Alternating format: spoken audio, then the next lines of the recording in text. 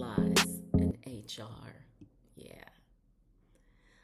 I'm Roz, and today I want to share a concept that might surprise you. And I've touched on it a few times before. Yeah, I've touched on it. But today I want to go a little deeper. Dating is just like hiring, it's just like HR.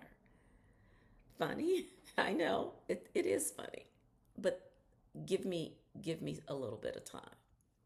Both dating and HR are about finding the right fit and building trust, establishing credibility, and then knowing when to walk away or to stay for the long term, right? Yeah. So I want to talk about a few concepts today, and I'll go a little bit deeper into each one of them. But the first one is recruitment and attraction. So, yeah, I think that one's good. The second one is screening and red flags. The third one is onboarding and expectations. The fourth one is performance reviews and growth. The fifth one is retention and engagement. Might get engaged.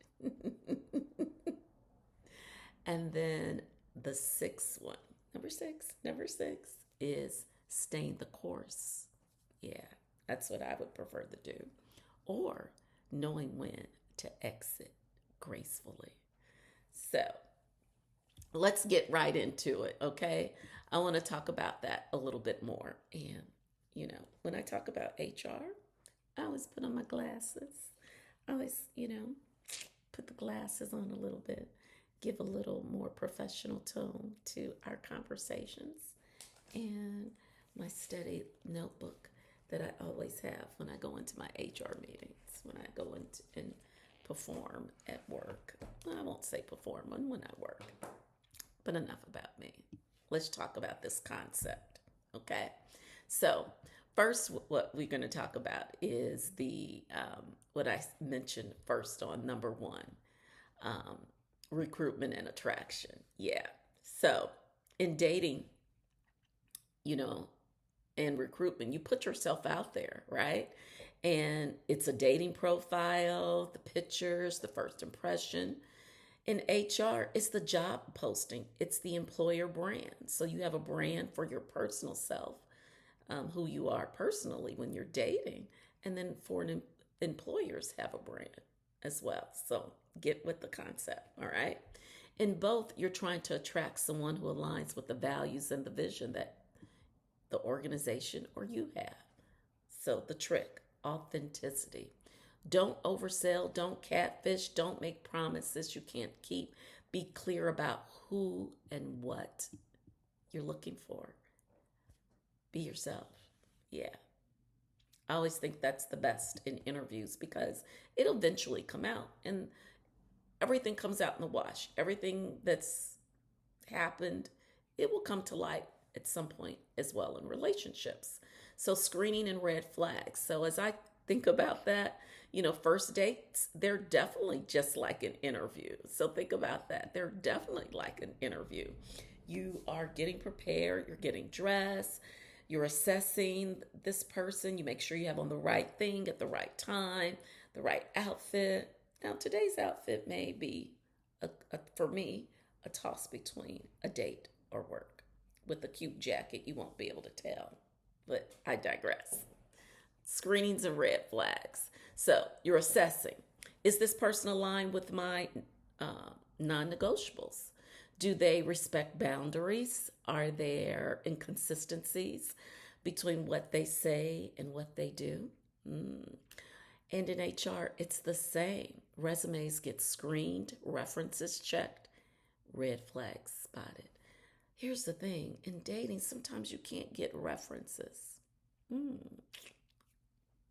Sometimes it's lessons, sometimes it's experiences. And even with as an employer, and when HR is checking references, sometimes you get all the great things about that person, right? So think about this. In HR, we're screening resumes, checking references. Are there any red flags? We spot any? The lesson, Don't ignore red flags just because someone looks good in person and on paper, or because you don't want to start the search again, right? That's hard. And it can be hard in different seasons. So think about that for an employer or in dating. Sometimes you're like, I'm desperate, I need someone. Can always work out bad on both ways. So, onboarding and expectations. So now you're like, oh, I think I found someone. I think I found the person. So, once you decide to date or once you decide to take a job, the next step is setting expectations. In dating, that's, are we exclusive? How do we communicate? Where do we see these things going? In HR, it's orientation, it's policies, it's performance expectation. It's the first 90 days, right? So we're like, we want you to get to know us. We want you to spend some more time with us. Same in dating, the first 90 days. Let's go to dinner. Let's go to lunch. Let's have meetings. Let's go to lunch. Let's have meetings. Let's meet. Let's talk about your successes. Let's talk about how we can help each other. All of that. Clarity up front. Yeah. Clarity up front saves heartbreak later. So when you don't set expectations, you create a space for disappointments. Yes, you do. So set the expectations up front. Now let's go on to performance reviews and growth. And they can be done on both sides. You can assess your relationship. Let me not get ahead of myself. So, relationships, just like jobs, need check-ins, right? Are we still aligned? Are we growing? Are we thriving? Do we still see a future together? In HR, that's a performance review.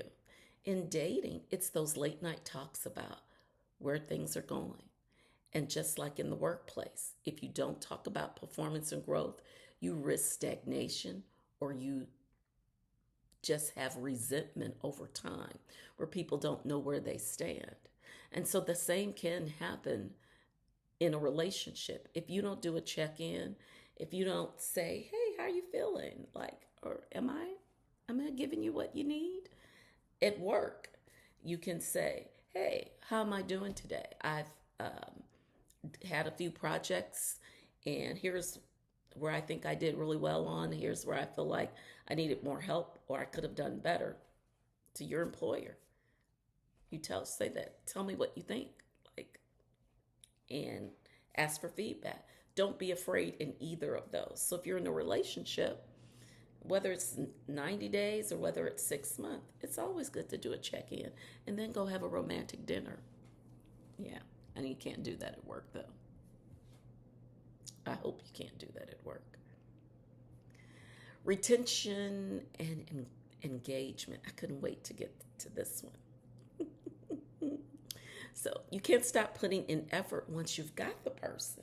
So once you've hired the person in the employee, you don't start just get them out there, let's start working. No, because you can lose a person that way.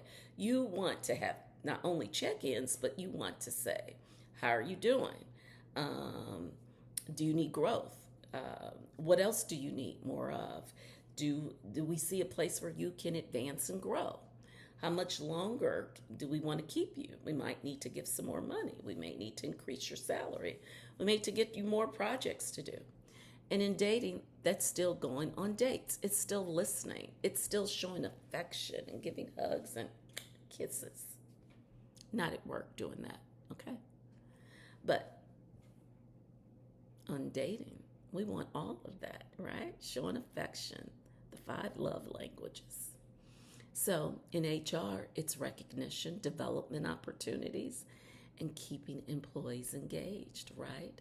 So in a relationship, as you're dating, you want to be recognized, utilize those 5 love languages. Affirm as much as you can. Give gifts as that person desires. Quality time. Yeah, I can't name them all right now, but just think about that, okay?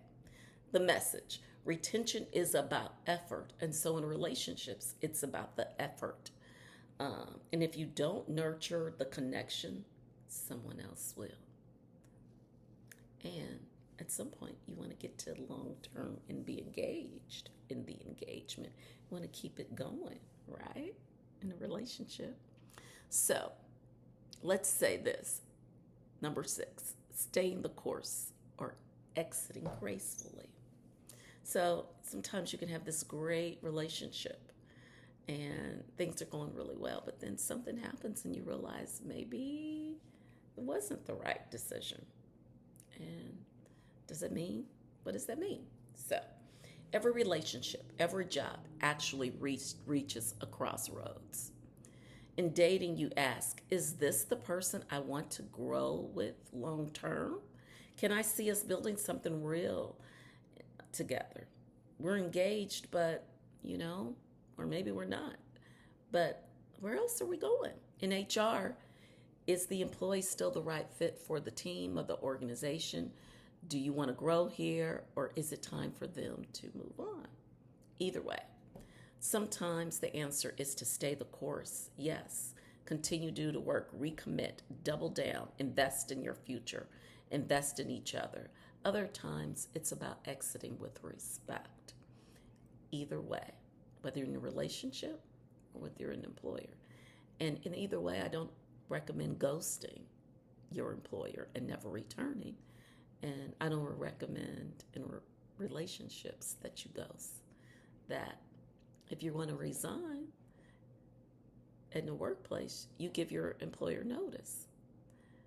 Most people say, well, if they wanted to let me go, they would tell me today. Well, that happens. Yeah. But if it doesn't fit, talk to your employer about it. Let's start having dialogue. This is starting not to feel like it's the place that is feeding me. I've done some great work here.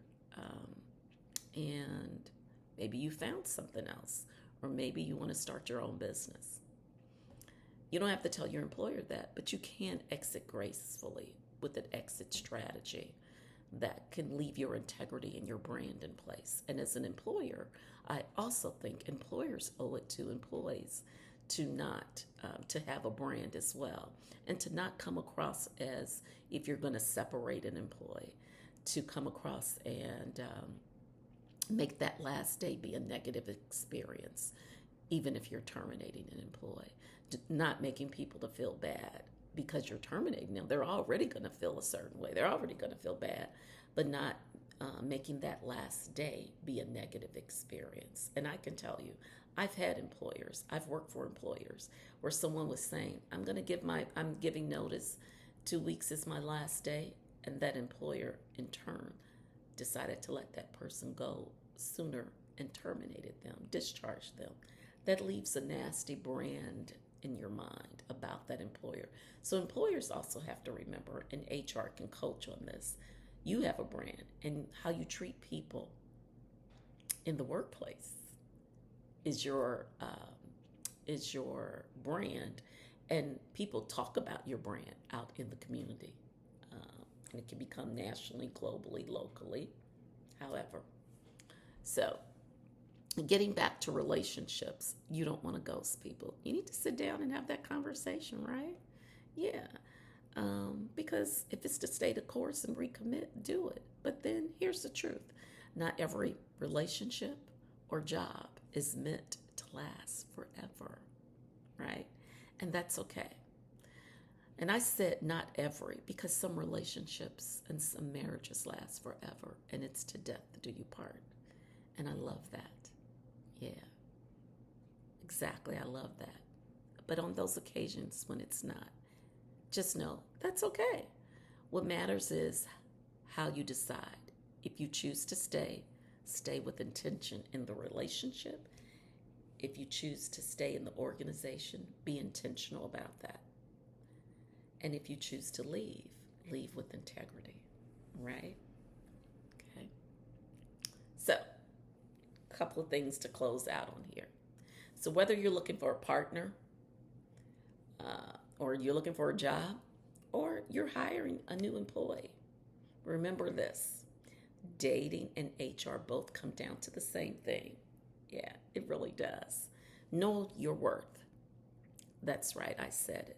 Spotting the right fit and never settling for less than you deserve, right?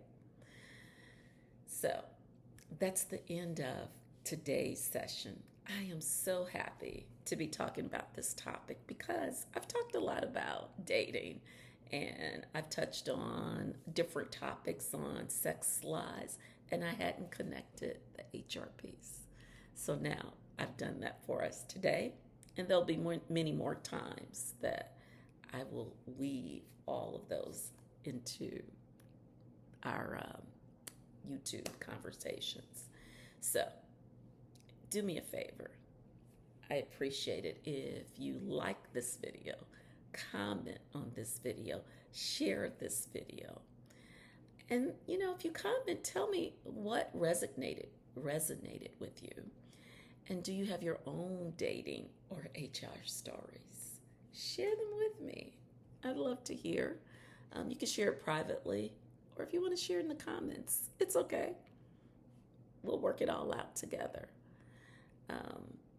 So, thanks again for joining me today on Sex, Lies, and HR. Until next time.